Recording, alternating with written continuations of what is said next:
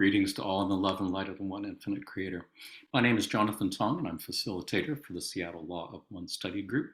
We can be found on the list of study groups found on the LNL research website shown on your screen. We can also be found on Facebook. We do meet on Zoom twice a week. We meet on Tuesdays from 3:30 to 5:30 p.m. Pacific time, as well as Saturdays from 8 to 10 in the morning Pacific time. You don't have to live in Seattle or anywhere near Seattle to join our Zoom meetings or join our Facebook group. Anyone who's interested and available is always welcome. We do also have a YouTube channel where we keep recording the previous Q&As with Jim and Austin and Trish and Gary. Invite you to check those out. If you click on a video, you'll see a list of topics and timestamps underneath so that you can look for topics that might be of particular interest to you. And today we are blessed to be joined again by Jim McCarty for some informal conversation and questions and answers about the Law of One. How are you doing today, Jim?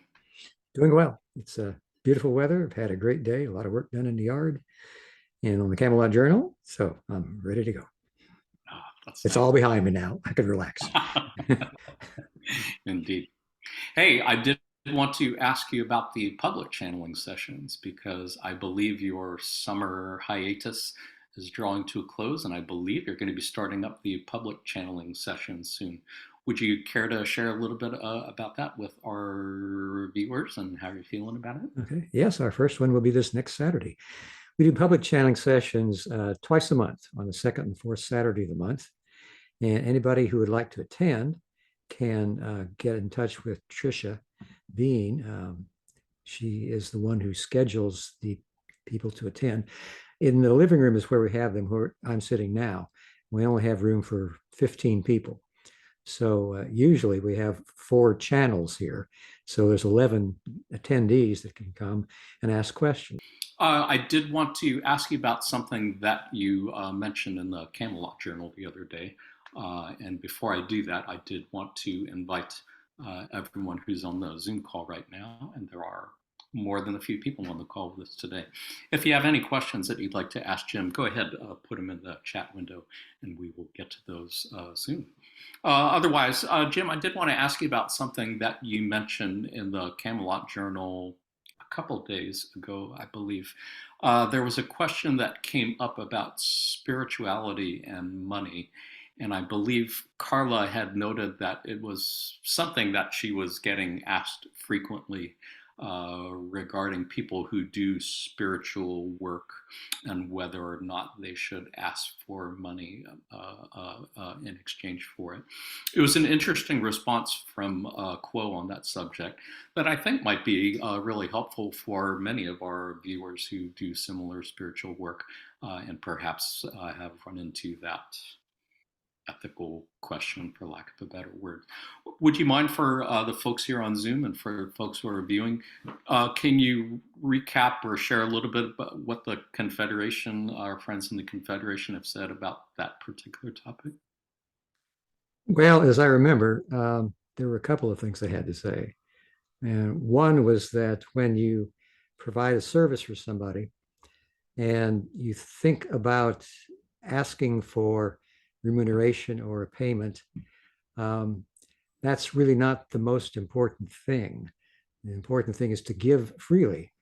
And if you feel like you need some sort of a payment, you merely suggest it without requiring it.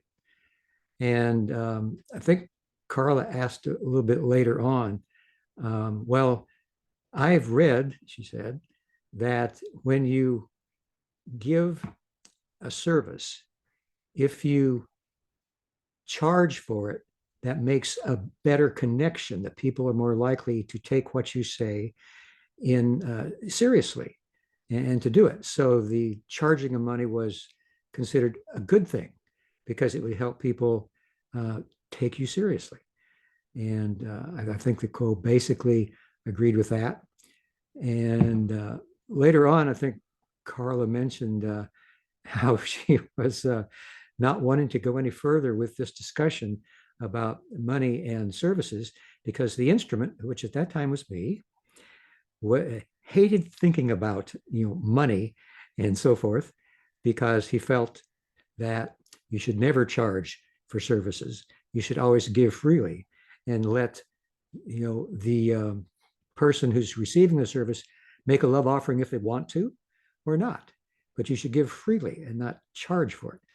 So I think that was the basic response from the Confederation and from Carla. And Yeah, I she was appreciate your sharing that. And that is indeed why I was curious about the question, because I knew that that part had come up where she clearly felt that you were uncomfortable with the subject, even though it didn't necessarily come off that way in the transcript. But I was wondering if your thoughts, opinions on that particular subject have changed at all over the years, or if you still feel pretty much the same way. I feel pretty much the same way. I think when you're offering a spiritual service, it's a good thing to offer it freely. And if the person wants to give you something in return, whether it's food or money or a thank you or a hug, you know, that's fine. I think I don't think that we need to be making our living by offering spiritual services. There's other Yeah, ways to make livings. and I did want to say that is definitely something that I have always appreciated and respected about L&O research, that every publication which is available from L&O research is available for sale. If one wants to do that, one can buy the books from LL or from wherever. But they're also offered free of charge in the form of PDFs, which can be downloaded for free Yeah. from the website. And I've always respected that. I've always felt that spiritual teachings, money shouldn't be something that keeps somebody from getting the spiritual teachings like you're sharing. Well, that was always Don's dream, is to make the material from L&O research, especially the raw contact, available worldwide for free. And fortunately, the internet allowed that to happen. Is that something that Carla felt Oh, differently? yeah, definitely. Yeah. I mean, did she feel like it was more appropriate to charge for the books or transcripts? Or? Charge for the books, it costs money to make them, but PDFs are free. Yeah, I can understand the dynamic there. Well, thank you for sharing that. I do see quite a few questions in the chat window, so I do want to go ahead and straight to them. Brian, I understand you had a question that you wanted to ask. Would you like to unmute your mic and ask? Can I ask my question after the next person, please? Sure. Raquel, I believe you're next. Would you like to unmute your mic and ask?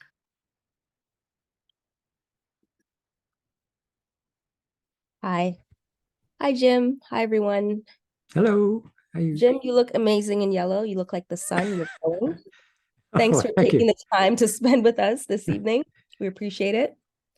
And I have a oldie but goodie type of question. Can you clarify for me and everyone, if you're a wanderer or you consider yourself a wanderer and you graduate this, this graduation, this harvest, do you go back to your home planet? Because some people have it in their minds that they're trying to get to the fourth density, but don't wanderers return back to wherever they came from?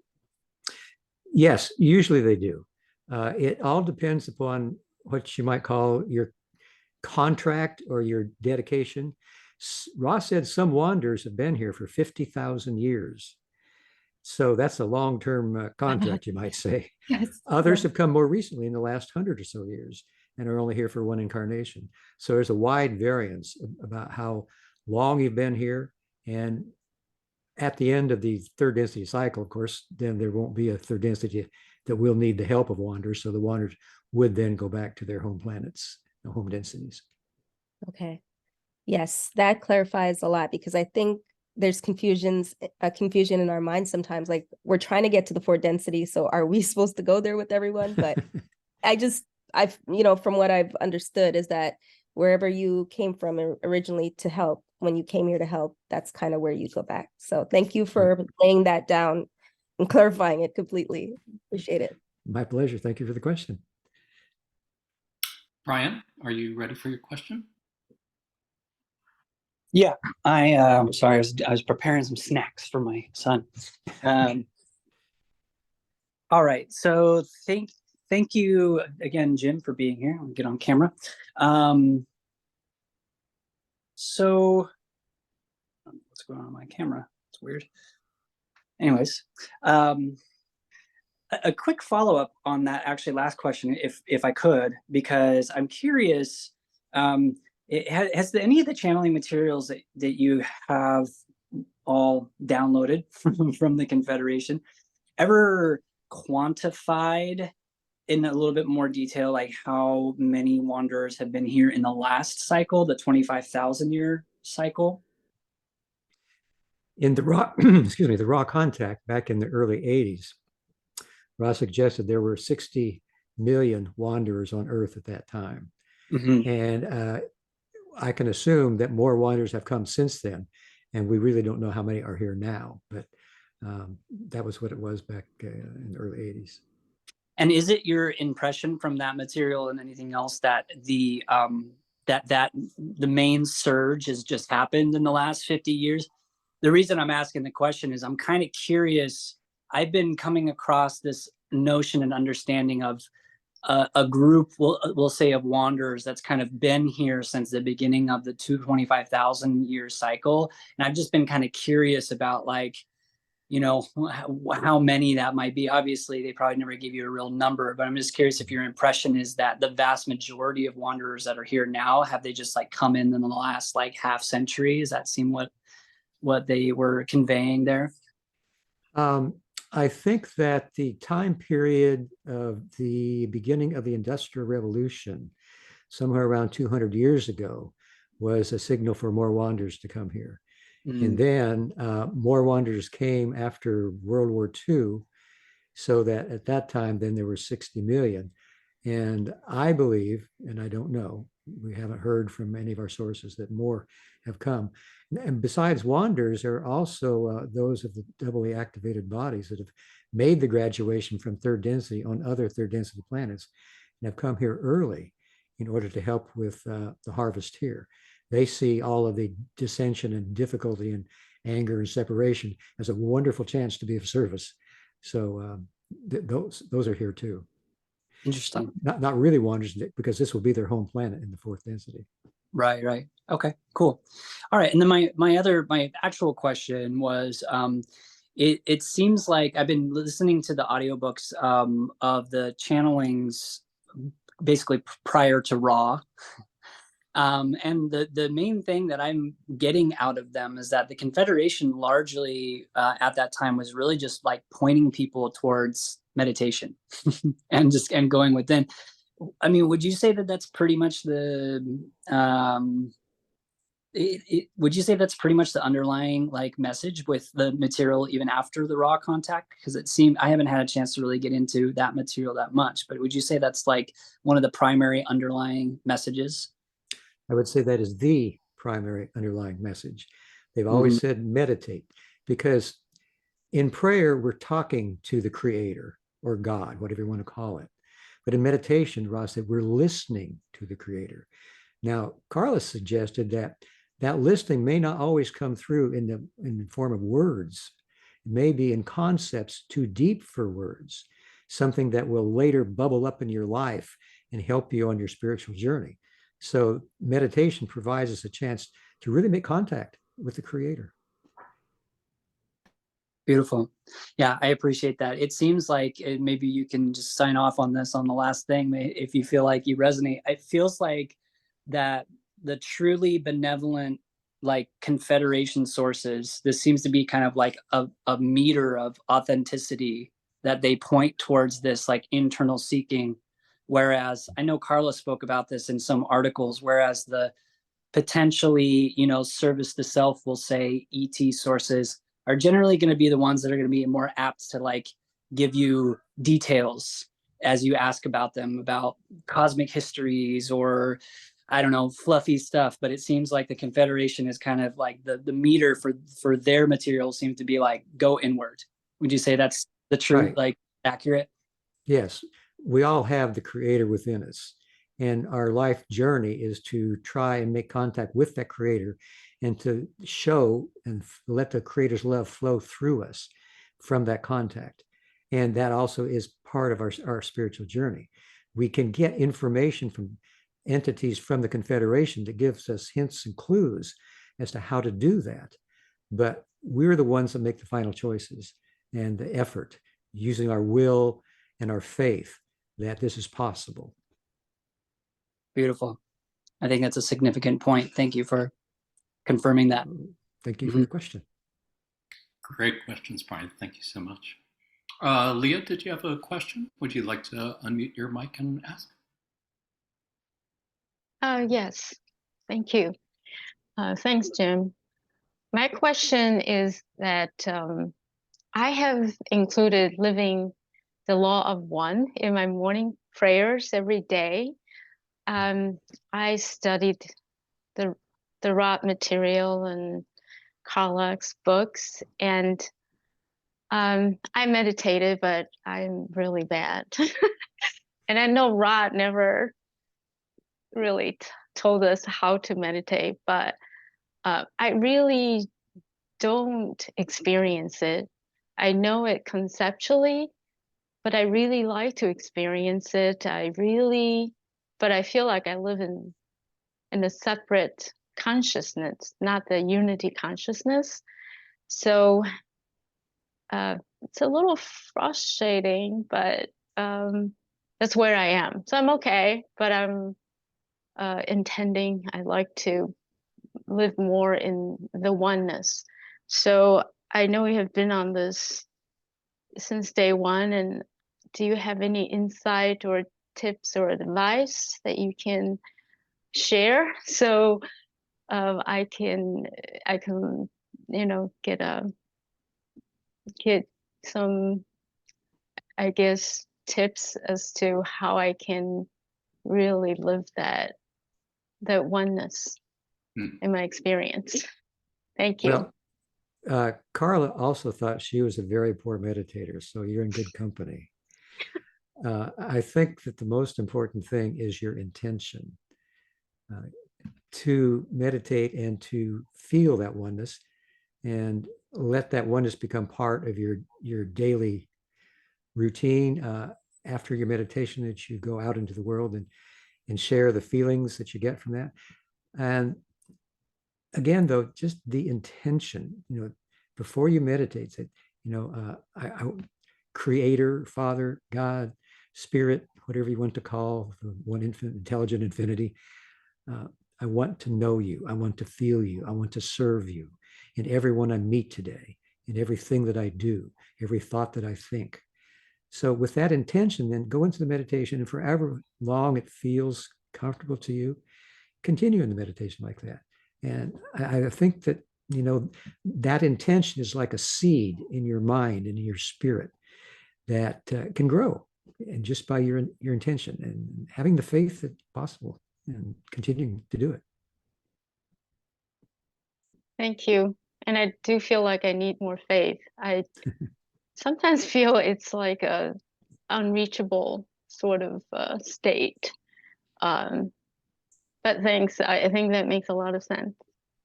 Well, I think that the more time that you and intention that you put into it, the more fruit will be born in your life of the feeling of the Creator.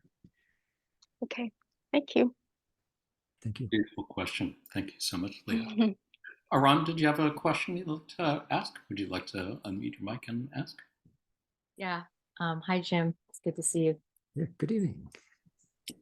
My question is about the law of confusion, or I guess it's also known as free will.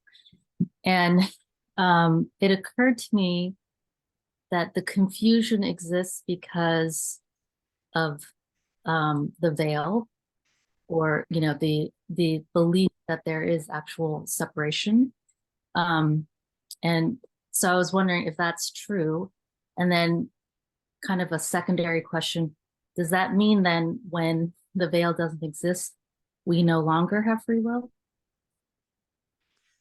No, I believe we always have free will, but with the veil, that free will does not see the nature of reality, that everything is one, that there is no seeming separation or any separation at all. The veil provided us in the third density with a chance to make our polarization choices of service to others or service to self without true proof that such was possible.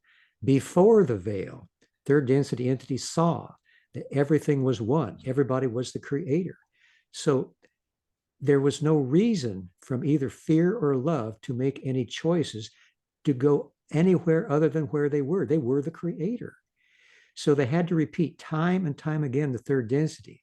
So at some point, the various logoi decide, well, let's see what we can do to help this process because it's not working very well. So the veil kept everyone in third density from seeing the nature of reality. But deep within the heart of their being, they felt in their subconscious minds that there was something more to life. And that is the beginning of the spiritual journey, to know and to feel that there is more and that we can seek that. And because you have to do it in this confusion, you're not really sure what's going to happen, but you have the faith that it can happen, that you can grow, you can expand, you can polarize your consciousness, you can graduate. So that's where the spiritual seeker becomes a conscious spiritual seeker. And the path is more powerful, paradoxically, because you can't see the unity of creation. You can't see the love that created it, the light from which it is made. So that's really, the veil is very helpful, even though it would be, seeming like, oh, I can't see it anymore. Well, that's not a good thing, but it is. It works. Any follow-up questions on that? I do have a follow-up. So since the veil is, I'm guessing, between the conscious mind and the subconscious mind, right? So when you meditate or dream or, find other ways to access the subconscious mind or pierce the veil, at that point, when you kind of receive insight or wisdom or information from the subconscious mind, is that more in line with the will of the creator, or is that still free will? I believe it's both. The will of the creator is to know itself better. And by you exercising your free will, however you do it, the creator knows itself better. But if you exercise your free will in a way that helps you to polarize your consciousness, then you're benefiting so that you can be of more service to the creator in those around you that you serve, because the creator is everywhere. Okay. Thank you. Great questions. Thank you so much, Ram. Let's keep it rolling with Jason.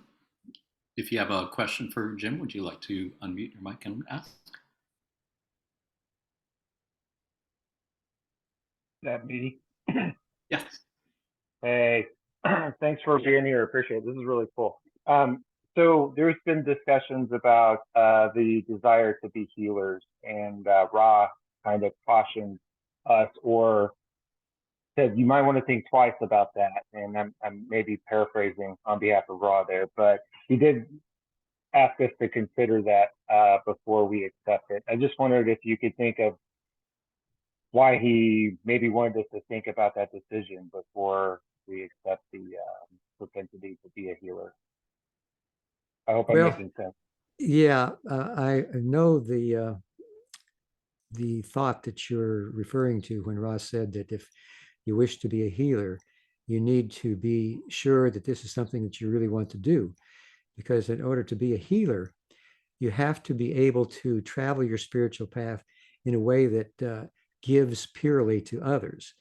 And that is done by making a connection with the creator, because as Ross said, the healer does not actually heal. The healer helps to interrupt the red-violet protective shell that holds whatever configuration of disease or health in the person. And by interrupting that shell, then the healer allows the person who wants to be healed to make contact with their higher self or with the creator so that that healing can occur. But for the healer, then, it is a service that you provide by the purity of your own seeking, so that you can do that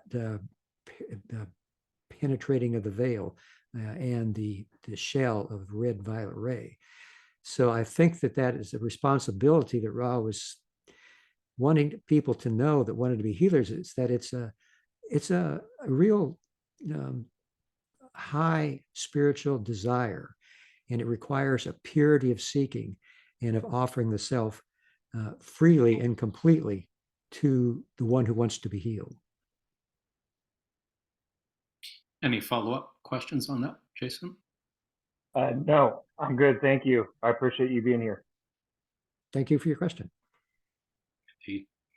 Josh, or I'm sorry, Curtis, did you have a follow-up question on that subject? Yes. My understanding is that you have the honor duty to heal. Now, if you're taught the healing process. Am I correct with that? Well, the honor duty is what I was basically referring to by the purity of the one's efforts to work in order to purify oneself to become the healer. So it is an honor and it is a duty. And that's what the healer really takes on his or her shoulders when they seek to become a healer. They're doing something freely for another. And this is a great service to offer. It is totally for others. Okay, thank you. Great question, Curtis. Thank you. Josh, did you have a question? Would you like to unmute your mic and ask? Yeah, thank you. Hi, Jim. Thanks Hey, for Josh. doing this. A quick question. Do you have experience with any plant medicines or plant teachers? And if so, can you share your most profound or favorite experience? Thank you. I personally don't have experiences with the plant medicines. I have friends, very close friends, who are using ayahuasca and wachuma mushrooms and have had beautiful experiences. My only experience with something similar to that was back in the early 70s in the hippie days, taking LSD. And I took a number of trips of LSD. And the last one I took, once I got back to my apartment after going through the neighborhood, and looking at the beauty of everything around me and everything was sparkling, I got up into my bed and I laid down, and all of a sudden I heard a voice in my head. It said, "You don't have to be stoned to be here." So for me, I stopped taking LSD after that and decided I wanted whatever happened in my head to be something that was a natural evolution without any outside influence. But I don't have anything against it for anybody else. That's just my path. And like I said, I have friends that are very, very spiritually enhanced because of the experiences they've had quite recently, as a matter of fact. Thank you very much. I guess one quick follow-up, I'm sure people would want to know. At this point in time, with all the raw contact and all the quo channeling, etc., as far as you can put together, what is the Confederation's stance on that subject of using plant medicines or psychedelics for exploring spirituality? Well, we have had some channelings in our public channeling meditations where that question was asked. And the Confederation response was that it's up to each person to make that choice, because it's not something that is a flat out, well, yes or no. It's your choice. And if you feel that is something that's helpful to you, then, do it. So that's basically it. Thank you very much. Oh, one more thing. During the raw contact, Carla also took LSD on 2 different occasions. And Ra suggested that if she had taken it during these sessions, it would have been helpful for most people. But because she had low physical energy, it tended to drain her physical energy. So for her, it wasn't particularly good. And after I guess it took 3 months. The first taking of LSD was a problem for 1 month, her low energy. The second doubled it to 2 more months, 3 months total. So that's why in the raw contact books, book 2 is shorter, because the sessions were shorter. She didn't have the energy. But they suggested that for most people, it would have been helpful for being a channel for those of Ra. That is interesting. I don't remember reading that. So I'll have to go back and look at that. That is fascinating. Josh, did you have any other follow-up questions on that? I guess one, you had mentioned that you had that experience that in your mind that you don't have to be stoned to be here. Would you say you were here without being stoned through meditation to where you were? So say that again, please. I'm not sure if I catch it. Sorry. In the story you shared about your last LSD trip where you were in that space and then you got the message that you don't need the substance, would you say that since that point, have you returned to that space without the use of a substance? Not to that exact space. It was very different. It was a different reality. Sure. Thank you. Thank you. It's a great question. Thank you. Yeah, and I do want to express my respect and admiration for the spiritual teachings that we get from our friends in the Confederation. Never seem to get any dogma from them. They really don't seem to be big on saying, everyone should do this or no one should do that. As you said, it always seems to be every individual is unique. It's up to each to choose, take responsibility. Thank you for sharing that. Andrew, did you have a question you wanted to ask? Would you like to unmute your mic and ask? Yeah, I got a question. Hey, Jim. Hey, Jonathan. First of all, I want to say I love you, Jim. Your efforts have helped change my life, and probably more than that. Second, I wanted to ask if you're ever available to have any kind of mystical experience consultation. I've had a few powerful experiences that I just wanted to talk about with you someday, and I don't know when I could ever do that. Well, you could email me, contact at llresearch.org, and we could have a conversation that way. And if that proved to be helpful, then perhaps we could even have a phone conversation. Okay, that's great. Thank you, Jim. Sure. That's a great question. Thank you. Curtis, did you have a question you wanted to ask? Yes, thank you. The 432 Hertz frequency, I have read and heard on YouTube that it's we should be listening to music and stuff within that frequency. And I'm trying to understand, is there any validity to it? Am I saying it right? Is it valid? It's valid. I can help you with the pronunciation's validity, but I don't know about the 432 Hertz. Validity, yeah, whatever. Oops. Can you elaborate on that a little bit, Curtis? What have you heard is the significance of 432 Hertz?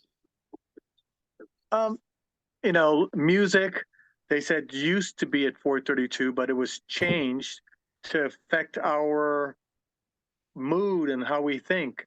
So music and the instruments are tuned differently. There's somebody on this chat who mentioned that they're very big into the music and the frequency, and they mentioned something reply, but I've been listening to that, and I just, I realize like new music these days, it's most of it, not all of it, it's so like violent, or it just doesn't vibrate good with me anymore. Not like the old songs like Bob Marley, the Beatles, and stuff like that. That stuff, I know it's you can relate to that, Jonathan. Oh, I believe Jim is a big Bob We're close. Oh yeah. So, I'm wondering, is that something that helps with us, that frequency, listening to that? And like on YouTube, they have a lot of videos. This frequency, listen to it tonight, and helps with your healing of your chakras and stuff like that. I do not know. Is any of that valid? I've never heard about that. I would not say that it's impossible. It's possible. I think we respond to different vibrations and frequencies, but how exactly we do it, I really don't know. Okay. Okay. Thank you. Am I remembering correctly, Jim, that you are a big Bob Marley fan? Yeah, I could have worn my shirt tonight. I've got a Bob Marley shirt that, and I've got a CD about with a lot of his music and his beliefs and feelings. Yeah, I think he was a wonderful reggae singer. Was his music part of your spiritual journey, growth, at the time that you started listening? I think that all music that I really like has helped me spiritually. I like to dance to music like that. It just makes me feel a lot of joy. That's beautiful. Yeah, and I notice from time to time in the channeling transcripts, they will mention the tuning song that your group used, and oftentimes it's surprising to me because it's a pop song, something I've heard on the radio that I wouldn't have thought necessarily would lend itself to being a tuning song, but obviously it is. Would you mind, as long as we're on the subject, what to you makes for a good tuning song when your group is tuning to prepare for channeling? Well, it has to have spiritual principles in there somewhere, and it needs to be slow paced. It can't be fast. It needs to be something that you can kind of get into the swim of it, and something that moves your heart. And now that you mentioned it, I'm looking for new tuning songs to go along with we've got some old standards there.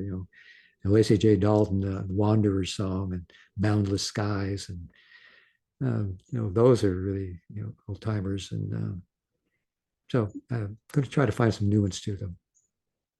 So he is taking requests, viewers, I believe, if I heard correctly. If you have suggestions for good tuning songs, something that fits that sonic profile that Jim mentioned, feel free to send it to him at contact@llresearch.org. Did I get that? That's it. Yeah, such a joy. Sorry, moving back to the chat window. Bill, did you have a question that you wanted to ask? Yeah, thank you, Jim, for being here. I got two questions. They're just kind of short, but these terms are bantered a lot in the Confederation. But I was wondering how you would define working consciousness and the creative principle. Well, working consciousness is using the catalysts that you have in your daily experience. Something that is either very positive or very difficult, that throws you off of your center of love. So this is what Ross suggested you could use for food for growth. And the balancing process is basically the way Ross suggested to use that catalyst, so that at the end of the day, you would use your meditation to look at something that, say, made you angry. You would relive it and feel that anger growing within your mind. And then just for a moment, you visualize the opposite of that, perhaps acceptance or love. And then you let that get as big as the anger was, so that they're both just outrageously large.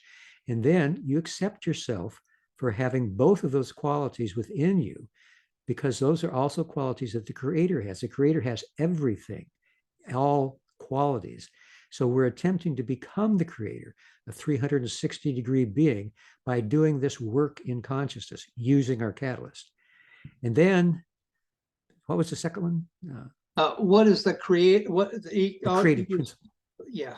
The creative principle. Okay, well, the creative principle, I believe, is what the Creator used when the Creator focused its free will desire to know itself through love. And that created the universe out of light. And the light is the photons that are vibrating at various speeds of rotation and angles of rotation to create what we see as physical matter. So everything's actually created out of light by the power of love, and the Creator focusing through that power of love to make everything around us, which looks like it's not the Creator, but everything is the Creator. There is nothing that is not the Creator. And that's the creative principle. Okay, thank you. That's not exactly what I had in mind. I appreciate it. Well, thank you. I hope it's helpful. What did you have in mind, Bill? Oh, just something that I thought the working consciousness would be like work you do here, whatever, it's not just your like everyday processing your catalyst and just moving towards the light and balancing and the like you said, becoming the full 360-degree creator. So yeah, it's yeah, like I said, that the Confederation just throws these terms around a lot of times, and you try to look them up and see what it really means. But yeah, this is helpful getting Jim's point of view. Sure. Well, thank you. I'm glad to help a little bit. It's great questions. Thank you. Diane, did you have a question you wanted to ask?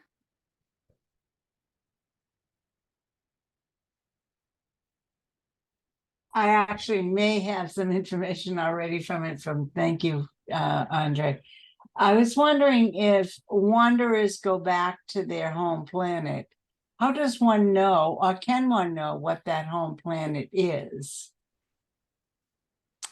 I don't know personally any wanderer who has ever been able to determine or find out where the home planet might be.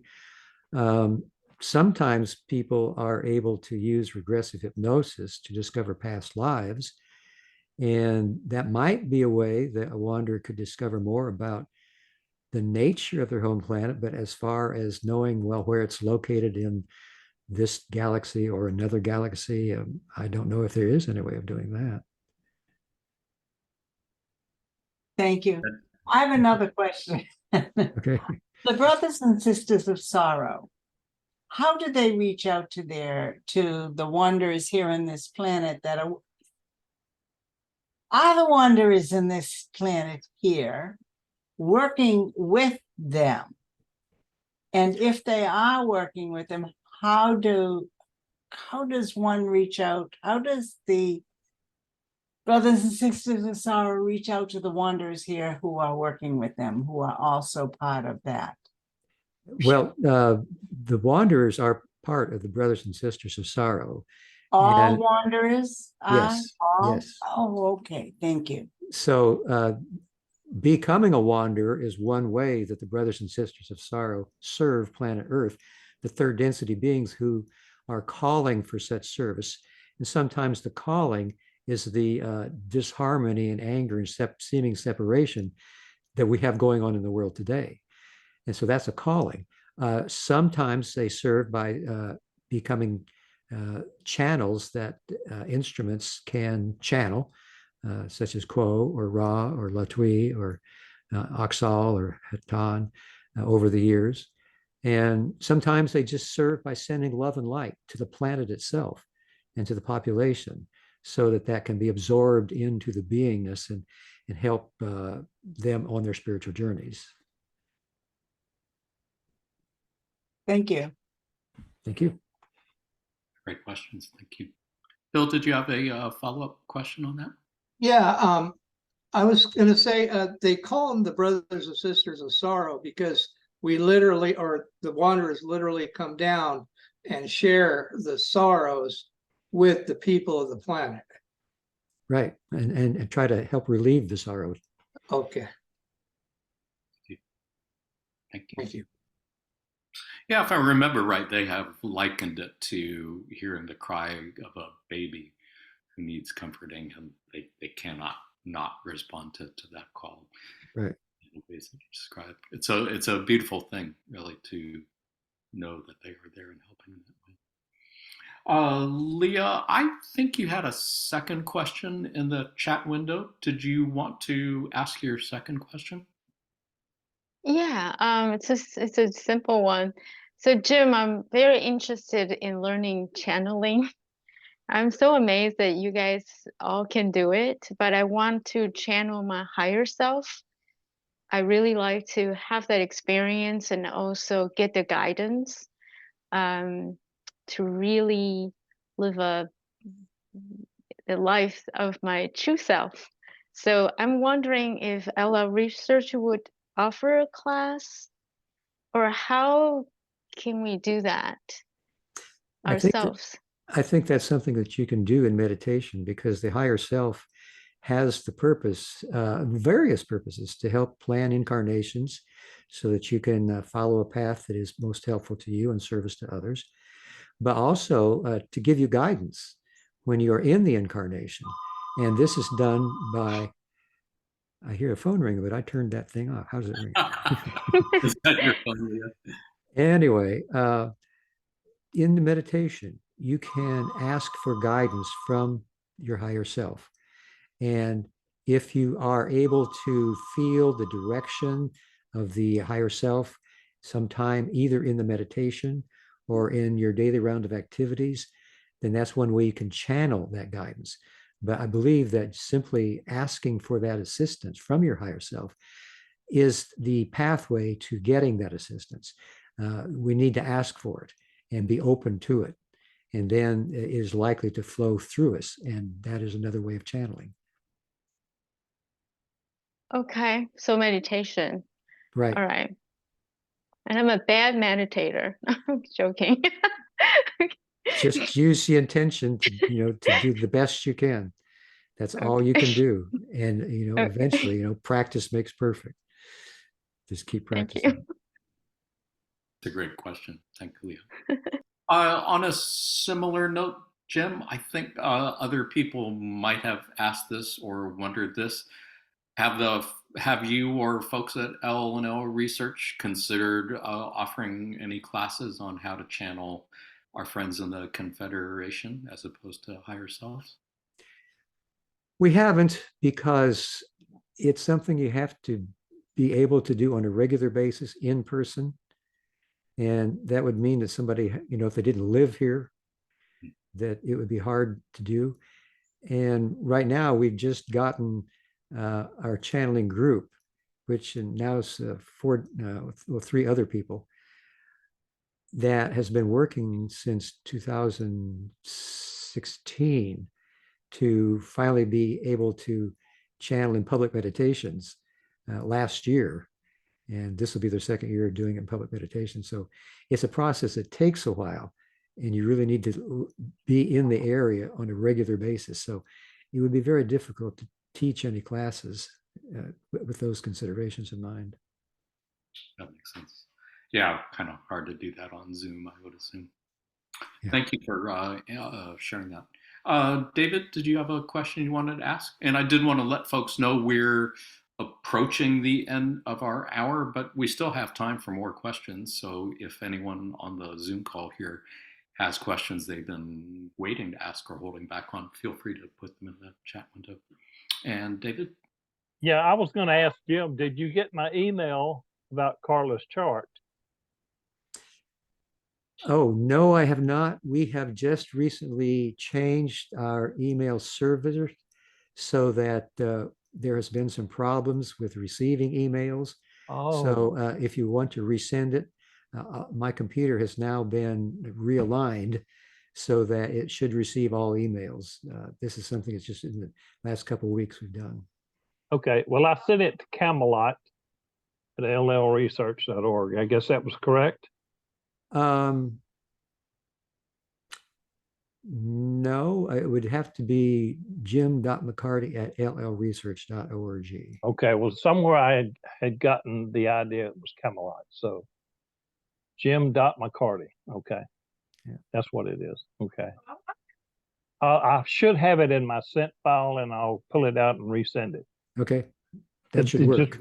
It blew my mind. And what I was going to tell you is that you could respond to my email, and I can either send you my phone number or do any questions you might ask and go deeper into it. Okay. This was about Carla's astrological chart, am I understanding? Yes. Yes. Thank you. And Simba, did you have a question you wanted to ask? Yeah, just a quick one. Hello, Jim. Grand Rising. It's always a pleasure to match energy with you again. So I wanted to ask you, I know, so I've been doing some reading and reflecting on the dynamic between you and Miss Carla and Mr. Don. And I was wondering, I wanted to get your response on the energy transfer that you and Carla were able to enjoy. Do you feel that channeling such an narrow band entity would not have been possible were it not for the the red ray energy transfer? Well, I would say that what was really the basic features or qualifications for the raw contact was the harmony between Don and Carla and me, and also Carla's great desire to serve the Creator. That's what made the contact possible. The sexual energy transfers made each contact longer because she had more vital energy to expend during the contact. So that was a little different than, it wasn't a basic qualification. It was a real help. Any Thank you. questions, Simba? No. Raquel, did you have a follow-up question? Yes, it's not from the last question. It's kind of a couple of questions everybody asked, including myself. Jim, I wanted to know, have you had a regression? Because I recently had one, and I was able to connect with my higher self, and then I went to source energy, which was the sun, and I had never during that time, like when I was with the sun, I kept saying in the recording that I was home, and tears were streaming down my face. Like I've never felt so much love. It's almost like my higher self brought me back to a place of love because I needed it. And so it was kind of recharging me with just pure sun energy and love. And I've never felt that feeling of love. I don't know. I think since I've been on this planet, it was just immense. And I woke up and I still had like tears just streaming down my face of just how I was feeling. So I just wanted to know if you've ever had a regression and your experience with it. No, I haven't. I think I had attempted one years ago, but like Don, I was not able to be hypnotized. Yeah, and it was strange because she was QHHT and third level, and she was saying that not everybody goes back to source, that she's only had like maybe one other person that went straight to source. And I was like, it was just very interesting. We didn't go anywhere else. We just went directly to source, and yeah, description of how it was, how the sun was, how life was on the sun. It was really, really, it was a lot for my mind to process. I kept thinking, am I really here? What's happening? But it was just, I don't know if this is probably how the channeling process feels like, because I wanted, like, little Raquel behind the higher self wanted to say stuff, but my higher self was like, no, this is what I'm saying. Like the messages were just coming, and I just had to say what the first thing that came into my mind. So I assume that's a little bit like how channeling is. I was literally channeling my higher self, I guess. Yeah, it sounds very beautiful. Yeah. And it also kind of makes me think you might be a wanderer from those of Ra, because they suggested that their social intercourse or sexual intercourse is actually creating the light of the sun. They have become the light. Yes. And funny you said that, because that was the information that was being relayed to me, and some very specific directions afterwards as well. And I was I started to get the idea that I might be connected to those of Ra. Just obviously not just from the law of one, but just lots of other stuff started to like kind of started helping me to realize that. And then that specifically, because I remember in the channeling, there's where some of us go to the sun to offer love and light to the earth. And that was one specific thing I said in my regression, was that I'm here to channel the sun's energy to those on planet Earth, and to help the earth heal. And I was like, No wonder why when I'm in meditation, I see a golden light streaming through my head down my chakras. I'm like, I don't channel white energy, I channel the golden sun. And I was like, why do I do this? And I never knew. And that answered my question during the regression. Yeah. Well, most of the wanderers here are sixth density, three different social memory complexes, and the raw social memory complex is one of those. So you're very likely from raw. Very interesting. Thank you for the exchange. Thank you for sharing that experience. That's beautiful. Thank you for sharing that.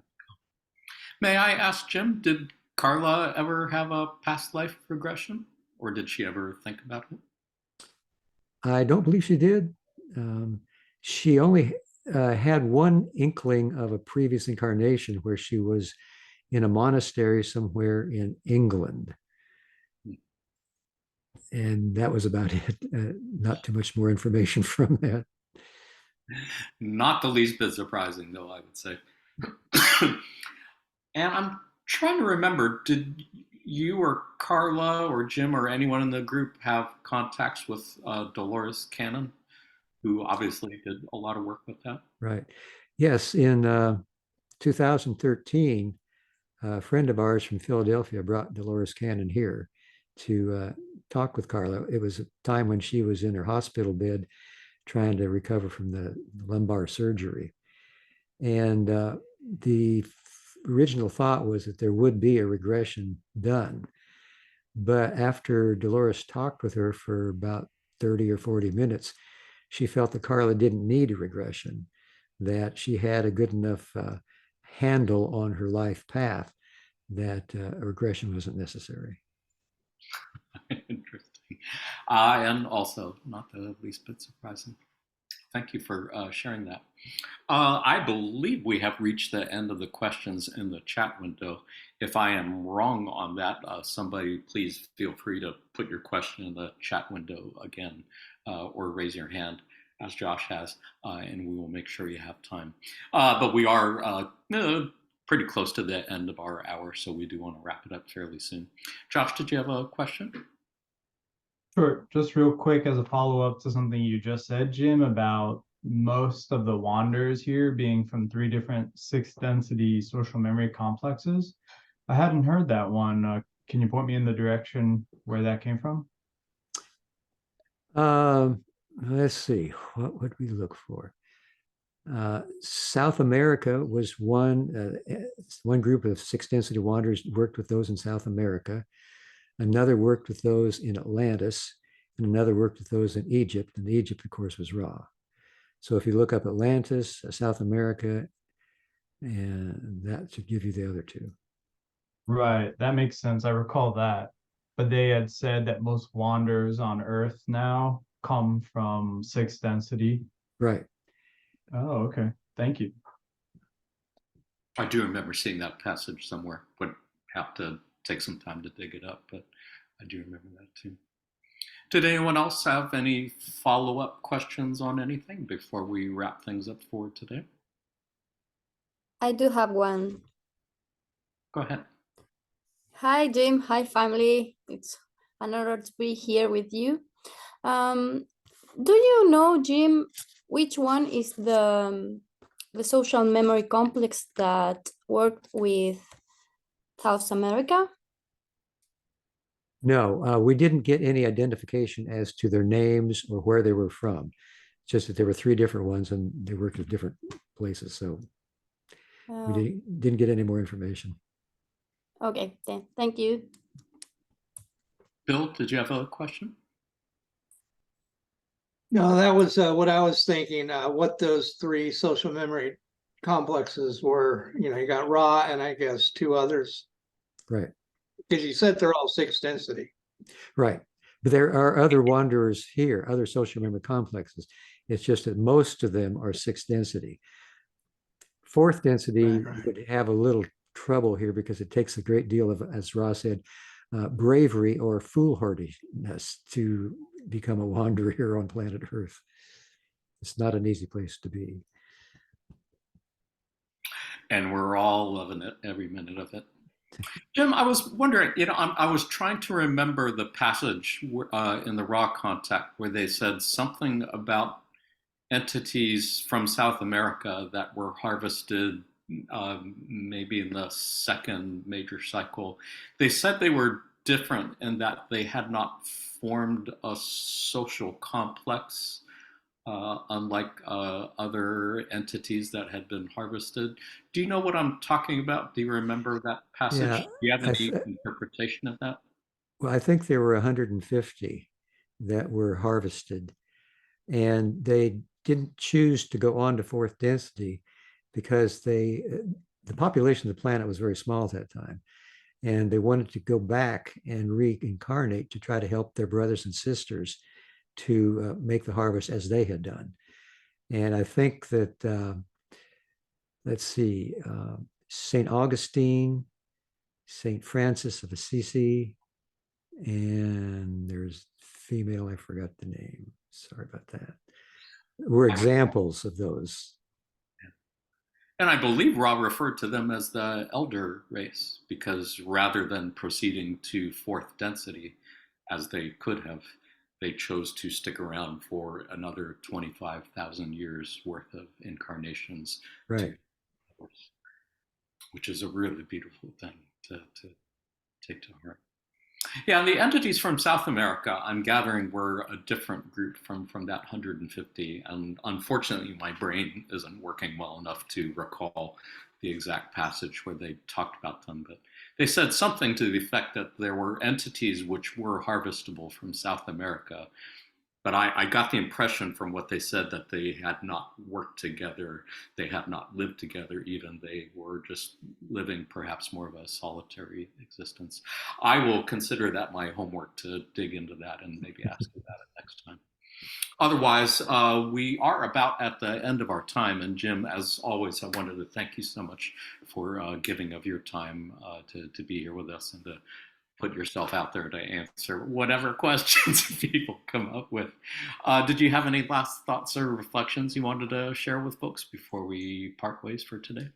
Well, I really enjoyed this Q&A session tonight. I think it's probably the best one I've ever been a part of because of the questions. They were so important and so inspirational and so personal, and so it just made me smile. Made my heart grin. And I thank you all for your great question. There goes that phone again. I don't know how that happened. I know you turned. I unplugged it. I unplugged it. It's still ringing. Carla. That's Carla calling. I better go answer it. Oh, that's now great. I quit. Yeah. Well, Jim, thank you so much for all you've done and continue to do in service to others. It's always such a joy to be with you. It's a blessing. Thank you to all our friends at L&O Research for all they have done and continue to do in service to others. Thank you for everyone who joined us on the Zoom call today. You really made it something special, and you made it just by being here. So thank you for all you do and continue to do in service to others. And for all who are watching this on YouTube at some other nexus in space-time, time-space, whether that's in the near future or the distant future, we are thinking of you, and we love you very much, and we send you our love light as well. Thank you all, and until next time, in the love and light of the one infinite creator. Adonai. Namaste. Love you all.